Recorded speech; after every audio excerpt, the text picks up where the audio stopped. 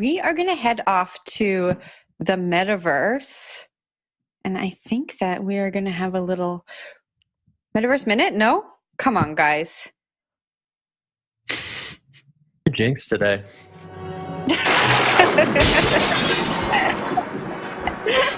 Beautiful.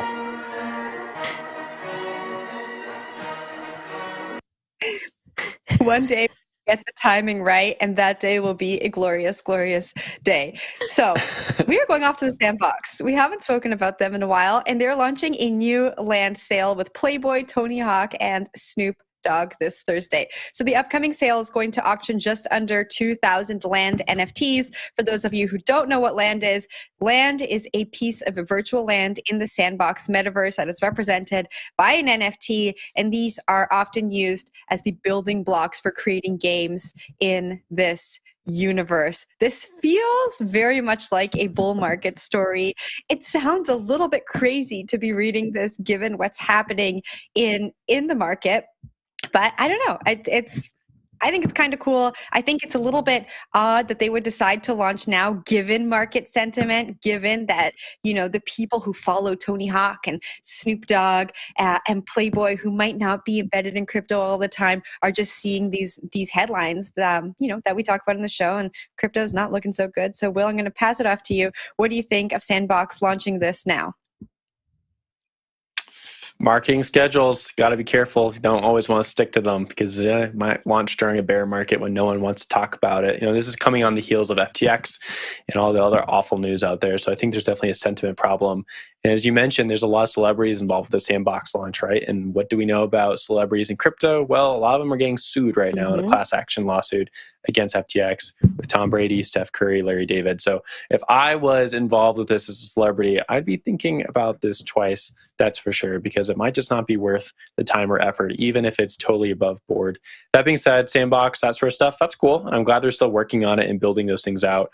Like bear market is a time for building, so might as well do it. Interested to see how this land grab goes. Will it succeed? I mean, there's not a lot of interest in these things at the moment.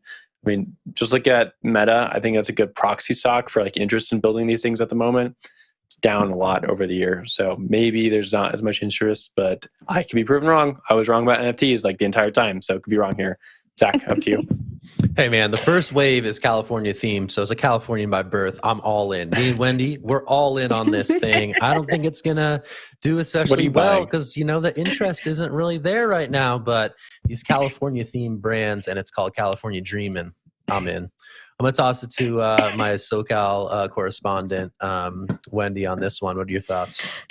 So one of the things I want to say is, yes, it's not an ideal time to launch anything at all in crypto, like at all. I do consulting on the back end, and I tell projects like, you want to maybe be careful what you want to launch right now, et cetera.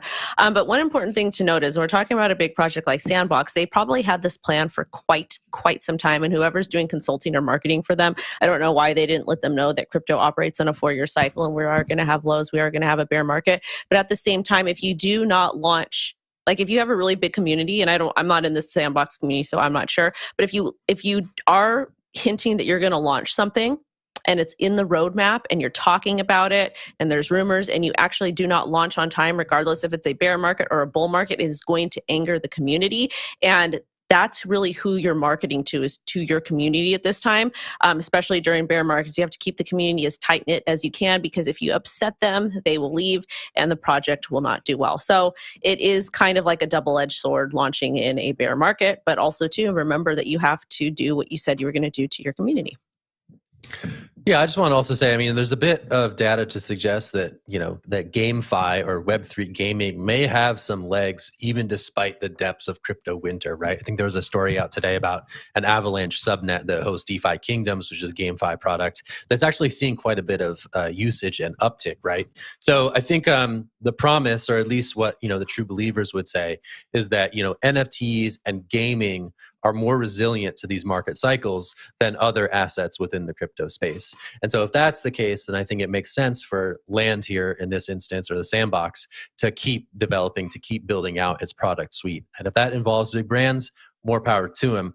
It's interesting to see that those brands seem to have a bit of conviction on the metaverse, while others have sort of faded away here in the bear market. But yeah, I think I'm going to be curious to see if sort of GameFi can buck the trend, right? If people just enjoying these experiences online and they happen to be, receiving tokens, maybe there's something there that is a bit more resilient or a bit more resistant to what's going on in the broader market. But I'm going to throw it to Will. Will, what do you got? Well, you mentioned DeFi Kingdoms. That's one of my biggest loss leaders for the last 2 years, so I'm a bit triggered at the moment. Not great to bring that up as we end the show. And I think you bring up a good point, though. Like, maybe the bear market is a time for like a lot of these GameFi products to focus on the game part and not the fi part. And then next bull cycle, like the finance part will come back around. There'll be more adoption. Everyone wants to play a game, but people want to play a good game. And I don't think they're going to just play a game because you get some tokens that are now essentially worthless. So maybe there's a roadmap here to really dig into your product, build an awesome game, attach some finance angle later for it.